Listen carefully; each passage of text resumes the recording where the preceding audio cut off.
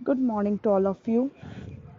आपका चैप्टर चल रहा था वाटर रिसोर्सेज का, जिसमें हमने बात की थी कि अर्थ के ऊपर टोटल कितना वाटर पाया जाता है, उसमें से कितना फ्रेश वाटर है, कितना आपका ड्रिंकेबल वाटर है, कितना अंडरग्राउंड वाटर और कितना सरफेस वाटर। इन सभी चीज़ों के बारे में हमने पिछले लेक्चर के अंदर डिस्कस किया था। अब बात करते हैं demand of water for irrigation, यानी जो हम वाटर यूज़ करते हैं उसका एग्रीकल्चर के लिए क्या यूज़ है और हमें इरिगेशन के लिए कितने वाटर की हमें ज़रूरत पड़ती है और क्यों ज़रूरत पड़ती है। ठीक है, तो फर्स्ट आता है अनइवन डिस्ट्रीब्यूशन ऑफ रेनफॉल। यानी सबसे पहले हम बात कर रहे हैं कि हमें रेन वाटर की ज़रूरत क्यों पड़ती है, क्योंकि हमारी जो रेनफॉल है, आप सभी को पता है कि इंडिया के अंदर काफ़ी सारे फार्मर्स जो आपके किसके ऊपर, रेनफॉल के ऊपर डिपेंडेंट है। बट कई बार क्या होता है कि जो रेनफॉल है वो कई एरियाज़ में कम आती है और कई एरियाज़ में ज़्यादा आती है। तो जिसकी वजह से जिन एरियाज़ में कम रेनफॉल होती है वहाँ पर हमें किसके ऊपर डिपेंड रहना पड़ता है, इरिगेशन के ऊपर। तो जो हमारा एक मेन पर्पस आ जाता है जिसको हम बोलते हैं, जिसके लिए हम कह सकते हैं कि वहाँ पर हमें वाटर की सबसे ज़्यादा डिमांड होती है। सेकंड आता है सीजनल रेनफॉल।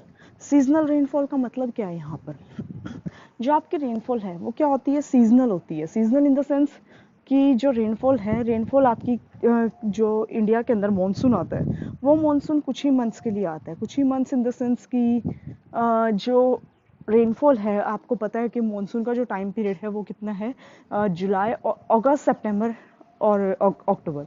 ये 3 महीने ऐसे हैं जिन महीनों के अंदर रेनफॉल आती है। तो इन 3 महीनों के अलावा बाकी जो पूरा ईयर बच गया, उस ईयर के अंदर जो वाटर की जो नीड होती है क्रॉप्स के लिए, तो उन क्रॉप्स में हमें क्या करना पड़ता है, इरिगेशन देना पड़ता है। क्योंकि आपका जो है वेस्टर्न डिस्टर्बेंसेस भी आते हैं सर्दियों के अंदर, बट वो भी आपका अप्रॉक्सीमेटली सिर्फ 15 और 20 डेज़ के लिए होता है। तो इसीलिए हमें क्या है, बाकी टाइम पीरियड के अंदर हमें जो अपनी क्रॉप्स है और क्रॉप्स है आउटपुट लेने के लिए, उसकी क्रॉप के लिए हमें क्या करना पड़ता है, इरिगेशन के ऊपर डिपेंडेंट रहता है। तो ये भी आपका एक ड्रॉबैक आ जाता है रेनफॉल का। नेक्स्ट आता है आपका हाई टेम्परेचर कॉजेज मोर इवेपोरेशन। यानी कई एरियाज़ ऐसे हैं जहाँ पर बहुत ज़्यादा गर्मी पड़ती है।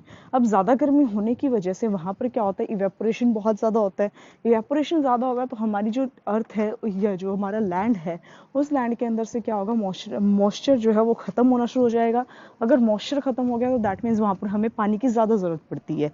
बट टेम्परेचर हाई होने की वजह से और हमारा रेनफॉल जो है वो सीजनल होने की वजह से और अनइवन होने की वजह से वहाँ पर हमें किसका हेल्प लेनी पड़ती है, ग्राउंड वाटर या सरफेस वाटर की हेल्प लेनी पड़ती है। और वो हेल्प आपकी किसके थ्रू ली जाती है, आपकी इरिगेशन की हेल्प से हम वो हेल्प ले सकते हैं।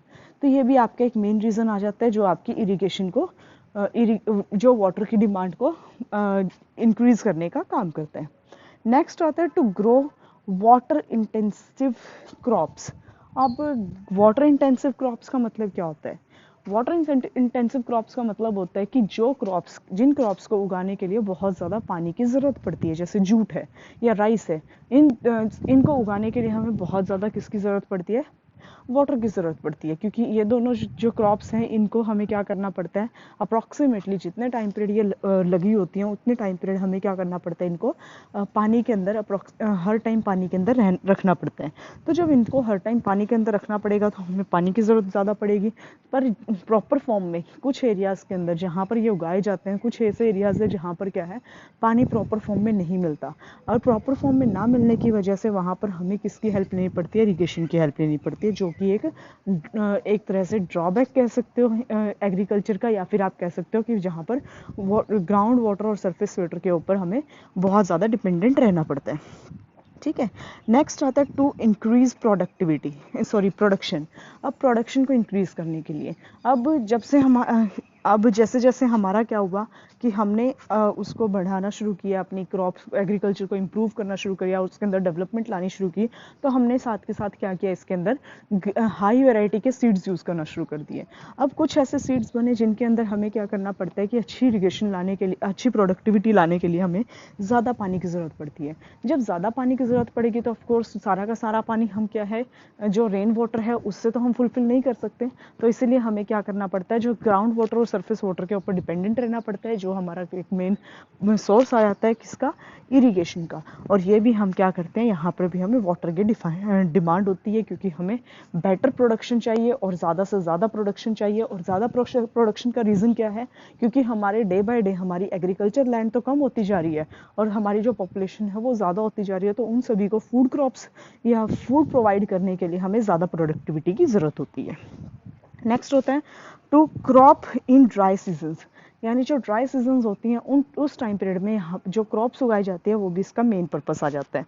अब ड्राई सीजन जैसे आप राजस्थान एरिया को ही ले लो, वहाँ पर क्या है, ड्राई सीजन रहता है, यानी बहुत ज़्यादा टेम्परेचर रहता है, बहुत ज़्यादा गर्मी रहती है और साथ के साथ वहाँ पर क्या है, एक तरह से ज़्यादा गर्मी होने की वजह से जो वहाँ का टेम्परेचर है, वो सीज़न है, वो एक तरह से ज़्यादा ड्राई रहता है।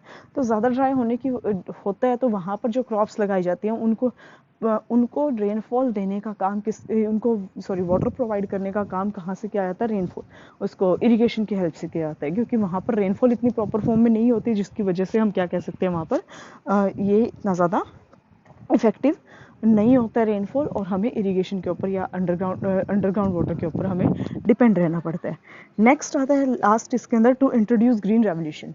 अब ग्रीन रेवोल्यूशन क्या है, 1960s के अंदर आप सभी ने वैसे तो पॉलिटिकल साइंस के अंदर ग्रीन रेवोल्यूशन के बारे में पढ़ा भी होगा और बचपन में भी पढ़ते आ रहे होंगे ग्रीन रेवोल्यूशन का। ग्रीन रेवोल्यूशन 1960s के अंदर आया था, जो कि हमारा किसके लिए, एग्रीकल्चर को डेवलप करने के लिए और उसके अंदर प्रोडक्टिविटी को इम्प्रूव करने के लिए हमारा लाया गया था।